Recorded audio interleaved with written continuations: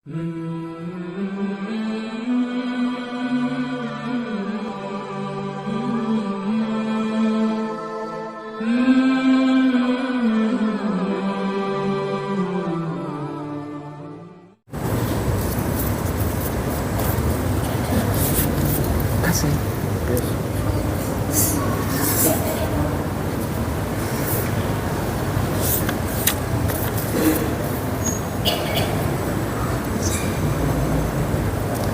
Bismillahirrahmanirrahim. Assalamualaikum warahmatullahi wabarakatuh. Alhamdulillahirabbil alamin. Nahmadullaha hamdan syakirin, hamdan na'imin, hamdan yuwafi ni'amahu wa yukafi'u mazidah. Ya Rabbana lakal hamdu kama yanbaghi li jalali wajhikal karimi wa 'azimi sultanik. Asyhadu an la ilaha illallah wa asyhadu anna sayyidana Muhammadar Rasulullah. Allahumma salli ala sayyidina Muhammadin abdika wa rasulikan nabiyil ummi wa ala alihi wa sahbihi wa sallim. Amma ba'du. Jamaah yang dirahmati oleh Allah Subhanahu wa taala, sebelum kita memulai, mari kita sama-sama membaca Al-Fatihah. Kita khususkan untuk penulis wasiat dan juga yang menjelaskan wasiat ini, Sayyid Muhammad dan Sayyid Abdul Aziz, dan juga untuk seluruh para guru kita, orang tua kita, dan kita semuanya. Semoga Allah Subhanahu wa taala menganugerahkan pemahaman kepada kita, menganugerahkan ilmu kepada kita, menganugerahkan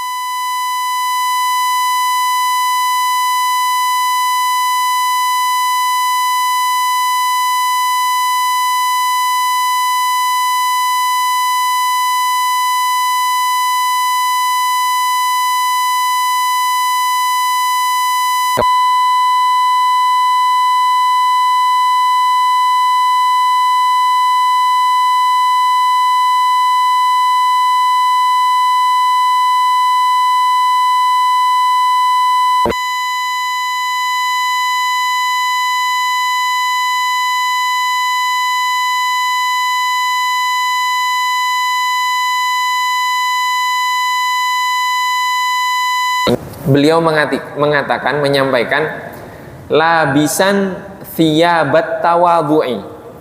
Aku pun berwasiat agar kamu memakai pakaian rendah hati. Jadi menggunakan pakaian rendah hati atau memiliki sifat rendah hati. Sayyid Abdul Aziz menjelaskan, karena rendah hati itu merupakan ibadah yang paling utama. Sebagaimana dalam sebuah riwayat dikatakan, wala yablughul abdu haqiqatal imani hatta yakunut tawadhu'u ahabba ilaihi minasyarafi. Seseorang tidak akan sampai pada hakikat keimanan hingga ia memiliki sifat rendah hati, atau hingga sifat rendah hati itu lebih ia sukai dari sifat kemuliaan. Hadis diriwayatkan Imam Ahmad dari Sayyidah Aisyah dan juga dari Sayyidina Abdullah bin Mas'ud radhiyallahu taala anhu dalam kitab Az-Zuhud. Jadi Rasulullah bersabda, seorang hamba tidak akan sampai kepada hakikat keimanan sampai dia lebih memilih rendah hati daripada kemuliaan.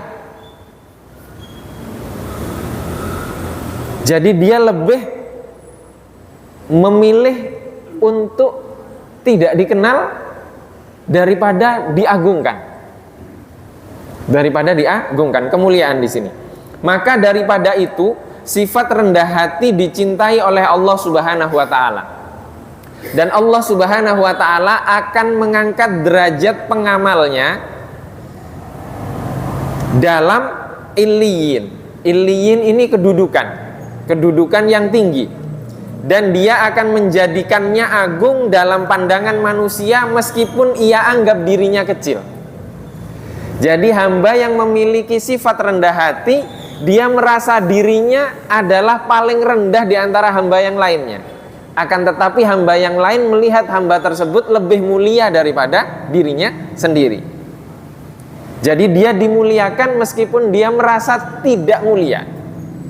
Dalam sebuah riwayat Rasulullah SAW bersabda, ma tawadha'a ahadun lillahi illa rafa'ahu.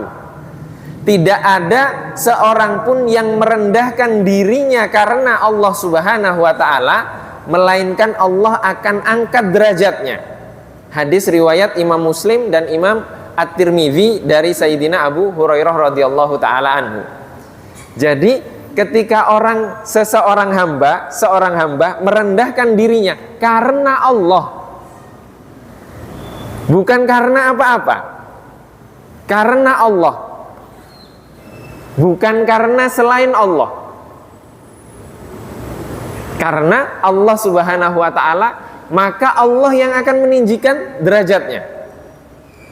Syaratnya cuma satu, merendahkan diri karena Allah, bukan karena framing. Kalau sekarang memang di frame, dibuat semuanya, dibuat di setting. Kalau sekarang di setting semuanya, banyak yang settingan. Ini ID medsos Qaryah Thayyibah itu sedikit viewernya. Sekarang kalau mau banyak viewer gampang, Pak. Kita bisa bayar orang, ya kan? Satu komen itu Rp1.000. Satu komen Rp1.000. Jadi kita bayar jasa ini 100 komen, 100.000. Kalau mau seperti itu, Mas Marwan bisa, tinggal ajukan ke Pak Sony. Nanti bisa. Itu banyak itu, untuk viewernya nanti banyak dan akan menghasilkan gitu. Akan menghasilkan. Jadi sekarang hal-hal seperti ini tuh banyak bisa dibuat. Nah, tawadhu itu merendahkan diri itu karena Allah, maka Allah yang akan mengangkat derajatnya. Dalam riwayat lain Rasulullah Shallallahu alaihi wasallam bersabda, "Man tawadha'a lillah darajatan rafa'ahullahu darajatan hatta yaj'alahu fi illiyin." Barang siapa tawadhu, bersikap rendah hati karena Allah Subhanahu wa taala 1 derajat, niscaya Allah akan mengangkatnya 1 derajat dan menuliskan hamba tersebut di dalam illiyin, yaitu derajat yang tinggi. Imam Abu Syekh meriwayatkan dari Sayyidah Aisyah radhiyallahu taala anha bahwasanya Rasulullah Shallallahu alaihi wasallam bersabda, "Ya Aisyatu tawadhu'i fa innallaha yuhibbul mutawadhi'in." Wahai Aisyah, bersikaplah rendah hati karena Allah Subhanahu wa taala mencintai orang-orang yang rendah hati atau tawadhu. Dan sungguh Rasulullah Shallallahu alaihi wasallam yang telah Allah anugerahi derajat dan pangkat yang luhur dalam kenabian yang tiada lagi bandingnya, serta Allah Subhanahu wa taala utamakan beliau dari seluruh penghuni alam. Beliau adalah sosok yang rendah hati. Hal tersebut tidak diketahui oleh siapapun selain beliau, sampai orang asing pun tidak mengetahui sosok beliau saat berada dalam satu majelis bersama para sahabat, karena beliau tidak membedakan posisi duduk satu dengan yang lainnya, dan beliau masih duduk saat majelis selesai dan tidak berdiri meninggalkan seorang pun, sallallahu alaihi wasallam. Ini akhlaknya Rasulullah sallallahu alaihi wasallam. Jadi Rasulullah itu ketika duduk bersama para sahabat tidak nampak yang mana yang Rasulullah, tidak nampak yang mana yang Rasulullah. Maka banyak orang-orang datang di luar Islam ketika itu ke Madinah, nanya, mana Rasulullah, mana yang namanya Muhammad. Lah itu beliau duduk bersama kami. Jadi tidak dikenal Rasulullah.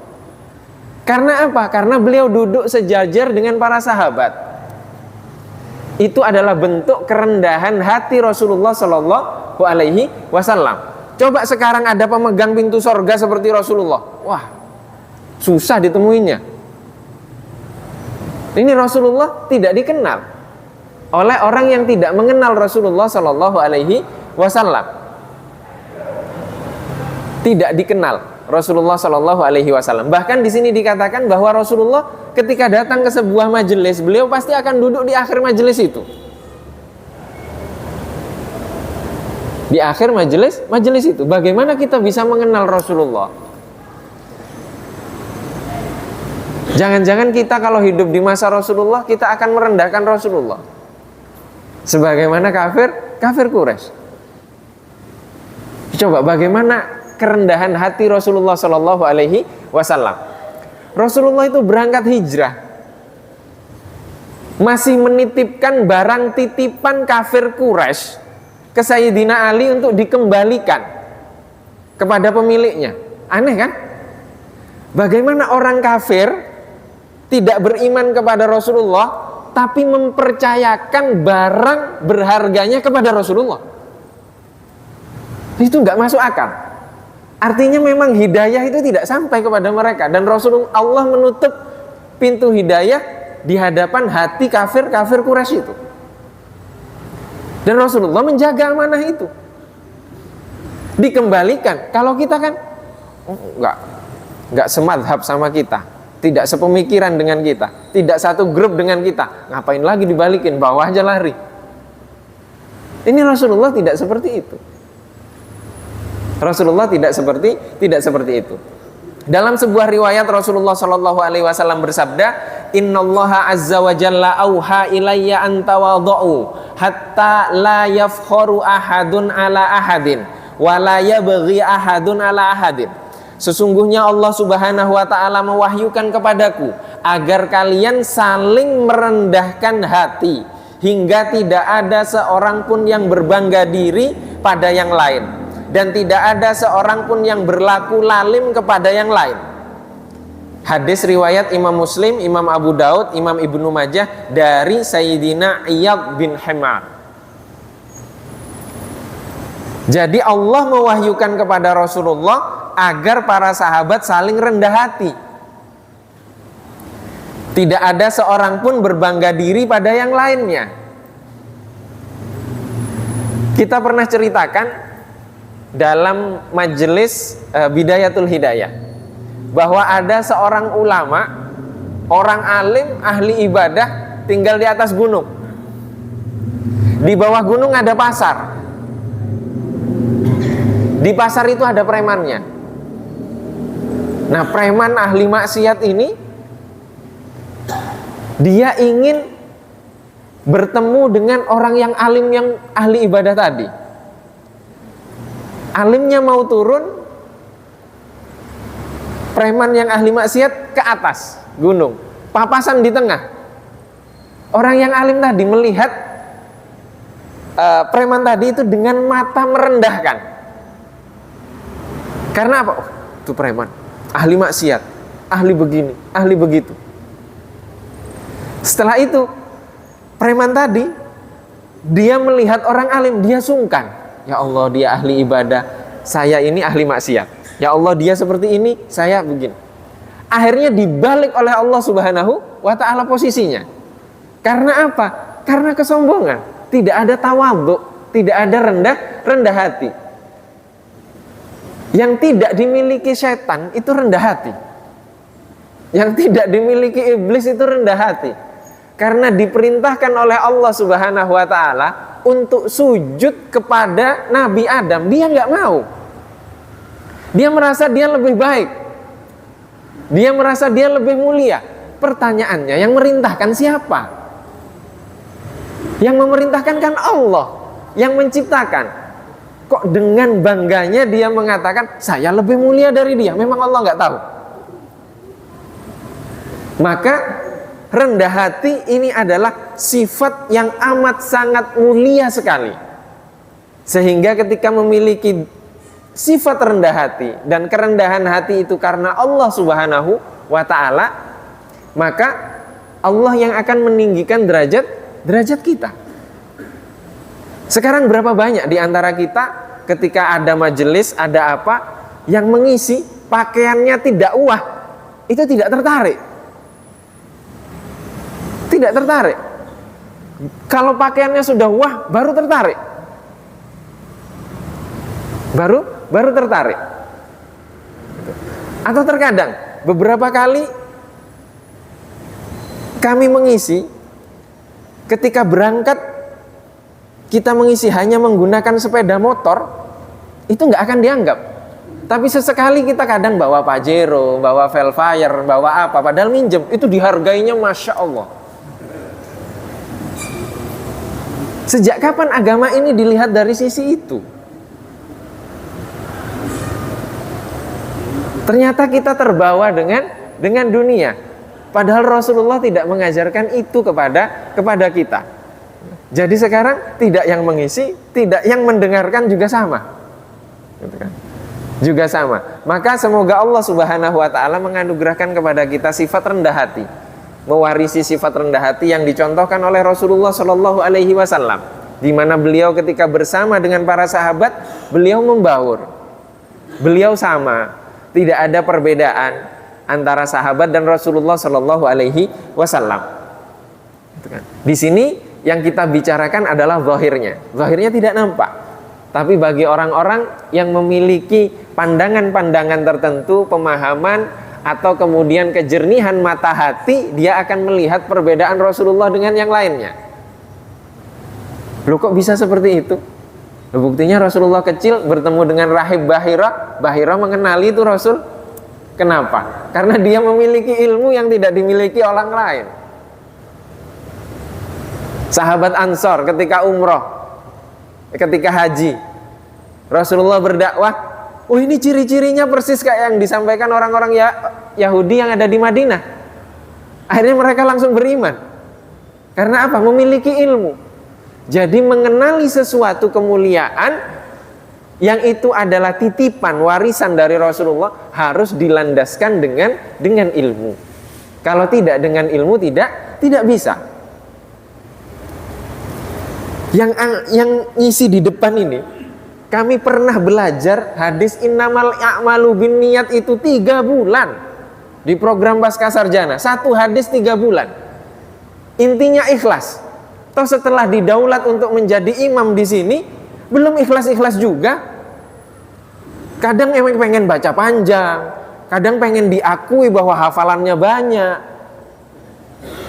Akhirnya dibuat oleh Allah lupa. Kadang dapat undangan, amplopnya tertukar, isinya berbeda, itu mengganggu keikhlasan. Ternyata teori itu tidak bisa, harus praktek. Setelah praktek baru kita bisa mengenal apa itu ikhlas. Jadi Al-Quran turun itu 23 tahun itu tidak hanya bacaan, tidak hanya pemahaman, tapi juga praktek. Yang membimbing siapa? Rasulullah Shallallahu alaihi wasallam. Maka rendah hati di sini ini hanya teori, prakteknya di kehidupan kita masing-masing.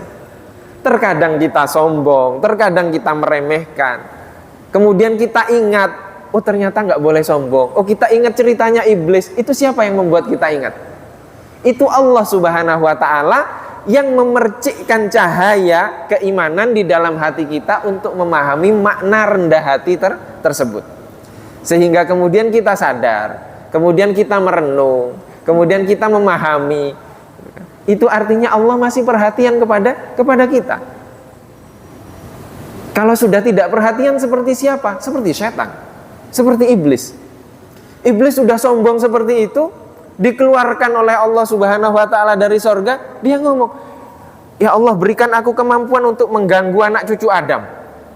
Sudah salah, minta kesaktian lagi kepada Allah untuk mengganggu kita.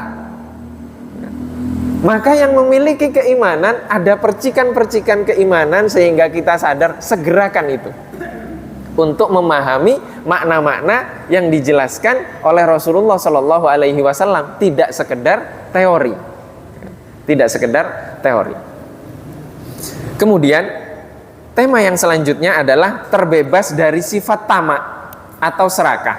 Syekh Muhammad bin Siddiq radhiyallahu taala anhu berkata, mutajarridan minat tama'i, aku pun berwasiat agar kamu terbebas dari sifat tamak. Sayyid Abdul Aziz menjelaskan, karena sifat tamak merupakan kefakiran yang nyata, melahirkan kehinaan. Maaf, di sini ada catatan, karena kami baca ini kepada putra Sayyid Abdul Aziz tentang rendah hati tadi. Beliau menjelaskan, hal tastati'u antahya bilama'in. Ini Sayyid Abdul Mun'im, putra Sayyid Abdul Aziz, mengatakan dalam sebuah majelis, beliau mengatakan, apakah kamu bisa hidup tanpa air? Jawabannya tidak. Jawabannya tidak bisa hidup tanpa air. Wal ma'u daiman fi tahtal ardi. Sedangkan air itu adanya di bawah tanah. Jadi kita mau dapat air untuk hidup itu harus ngebor dulu tanah itu. Sulitnya sekarang kan sudah ada merek-merek seperti ini, tinggal beli kan di warung-warung. Tapi tetap saja asalnya dari bawah tanah. Artinya kalau kita ingin hidup, maka kita harus membenamkan diri kita ke dalam tanah dulu. Untuk mencari air jernih tersebut, agar apa? Agar diri kita ini bersih. Bersih dengan apa? Dengan air tadi. Tapi yang kita bicarakan bukan air, tapi membicarakan jiwa dan nafsu kita. Jiwa dan nafsu kita. Maka ada risalah syair yang kemudian dijelaskan oleh Sayyid Abdul Aziz. Syairnya itu tawadhu bima'il ghaibi. Wuduklah kamu dengan air gaib. Ini kalau orang memahami dikiranya sakti gitu kan. Padahal bukan itu. Maksudnya adalah ketika kita wudhu untuk menghadap Allah salat, bagaimana kita bisa wudhu dengan air, kita membersihkan hadas kecil saja, sedangkan kesombongan kita masih ada. Kita wudhu tapi kita masih sombong. Salat merasa salat kita sendiri yang paling benar, salat kita sendiri yang paling diterima oleh Allah Subhanahu wa ta'ala. Terus apa gunanya wudhu pakai air itu? Sombongnya masih ada. Maka ini makna dari bisa tidak kita hidup tanpa air, sedangkan air itu berada di bawah tanah. Bisa tidak kita wudhu mensucikan hadas kecil, sedangkan hadas di jiwa kita, di hati kita itu masih ada. Terus untuk apa sholat? Kalau kita masih merasa sebagai Tuhan. Ini catatan yang kami tulis dalam majelis bersama Syekh Abdul Mun'im.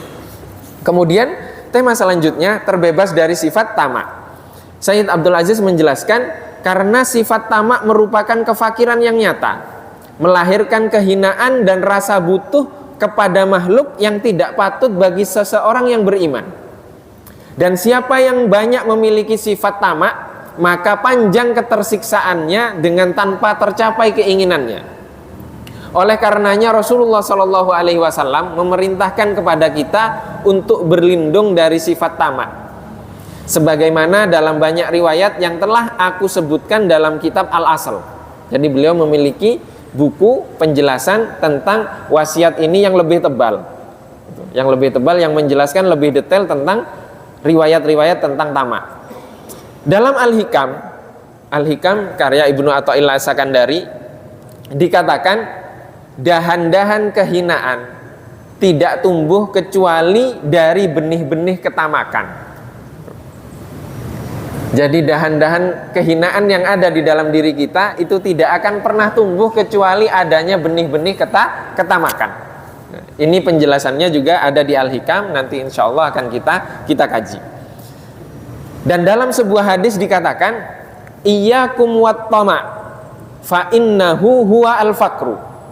Waspadalah kalian dari sifat tamak, karena sesungguhnya itu atau sifat tamak itu adalah kefakiran yang sebenarnya. Hadis riwayat Imam At-Tabrani dari Sayyidina Jabir bin Abdullah radhiyallahu ta'ala.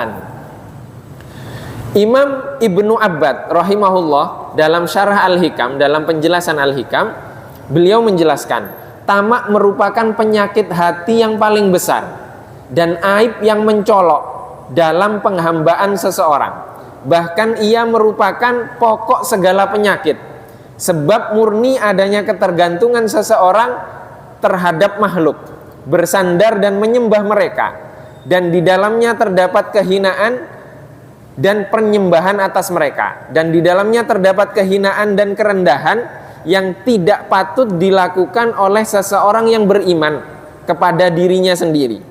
Dan tamak bertentangan dengan hakikat keimanan yang menghendaki adanya kemuliaan dan keagungan.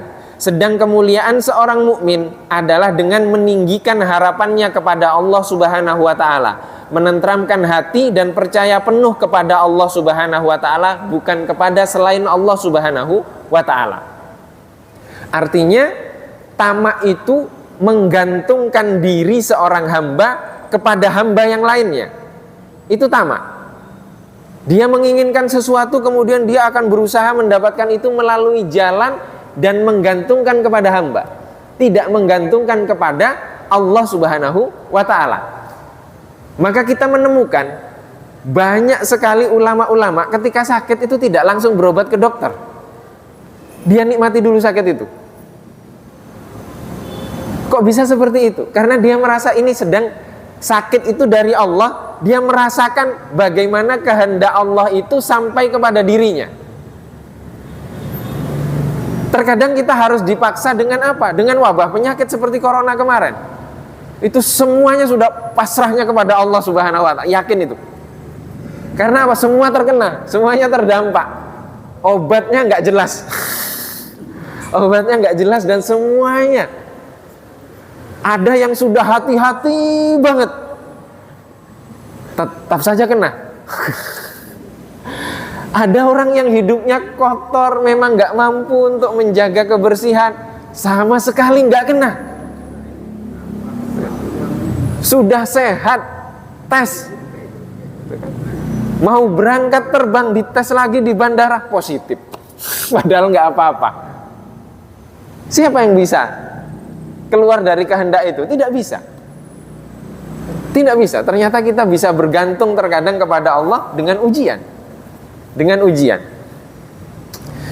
Kemudian beliau menjelaskan, kakek kami dari jalur ibu, yaitu Imam Abul Abbas Ahmad Ibnu Ajibah, berkata, sifat wara'. Wara' di sini artinya meninggalkan dunia. Atau bahasa kita yang cocok untuk kehidupan kita sekarang, waro itu adalah menggenggam dunia. Sekarang kebalikannya, bukan menggenggam dunia. Setelah dunia itu digenggam, dimasukkan ke dalam hati. Nah, kalau ulama dulu enggak, dunia itu digenggam tapi enggak masuk ke hati. Kalau sudah digenggam, kadang diberikan ke orang, tidak dimasukkan ke hati. Kalau sekarang digenggam, dirangkul, dimasukkan ke hati, hatinya dibuang. Ini waro'. Beliau mengatakan sifat wara' secara khusus ialah menolak ketergantungan kepada selain Allah Subhanahu wa ta'ala dan menggantungkan harapan hanya kepada Allah Subhanahu wa ta'ala. Inilah wara' yang menjadi identitas agama. Sebagaimana jawaban Imam Hasan Al-Basri saat ditanya tentang hal tersebut. Dan beliau juga pernah ditanya, apa yang merusak agama? Beliau menjawab, sifat tamak. Maka inilah wara' yang menjadi lawan dari tamak. Jadi tamak itu lawan katanya adalah wara'. Ya, wara'. Dan aku mendengar guru kami, Maulana Syekh Ibnu Arabi Al-Ma'arifi radhiyallahu ta'ala anhu berkata, tutuplah pintu tamak dan bukalah pintu wara'. Tutuplah pintu ketamakan dan bukalah pintu wara'. Wara' yaitu menggantungkan diri kepada Allah Subhanahu wa ta'ala. Kemudian di sini kami juga ada sedikit pengalaman. Waktu itu berapa? Kurang lebih 4 tahun lalu atau 3 tahun yang lalu. Kami ditakdirkan untuk bertemu dengan salah satu petinggi di negara ini. Ketemu, kemudian saya ajak teman. Nah, teman ini aktif sekali kalau sudah bertemu dengan pejabat-pejabat tinggi. Setelah bertemu, karena teman aktif, saya mundur. Saya tidak terlalu suka dengan hal seperti itu. Tapi setelah itu saya ditegur oleh guru kami. Aska, memang kamu mau ketemu dia? Kan tidak. Kamu diaturkan untuk ketemu dengan dia. Artinya kamu ditakdirkan oleh Allah untuk bertemu dengan petinggi itu. Kenapa kamu nggak masuk pintu itu? Toh itu bukan kamu yang mau. Nah, ini juga salah kita. Jadi saya disalahkan. Karena saya nggak mau menolak takdir Allah. Ternyata untuk pertemuan itu kita butuh istikharah dulu. Terkadang kita menolak yang Allah berikan. Itu juga kita salah. Kita merasa itu, oh itu waro gitu kan. Ternyata salah juga. Wong Allah yang mempertemukan, kenapa kamu nggak temui? Kan bisa jadi jalan untuk dakwah, untuk perjuangan untuk ini. Itu yang ditegur. Artinya warok itu bukan berarti meninggalkan juga, tapi menggunakan fasilitas yang diberikan oleh Allah Subhanahu wa taala untuk agamanya Allah Subhanahu wa taala. Itu juga warok. Itu juga warok. Kalau tamak kan beda. Tamak ini pintunya nggak terbuka, gitu kan? Kita terus dobrak-dobrak, paksa sampai terbuka, gitu kan? Sampai terbuka, itu juga salah. Ini Allah yang membukakan. Kok kamu nggak masuk? Itu juga salah. Namanya menolak takdir. Akhirnya sampai sekarang nggak kebuka-buka. Karena sudah dibuka, kemudian kita nggak masuk. Ini tentang warok dan tamak. Artinya perbedaannya itu tipis.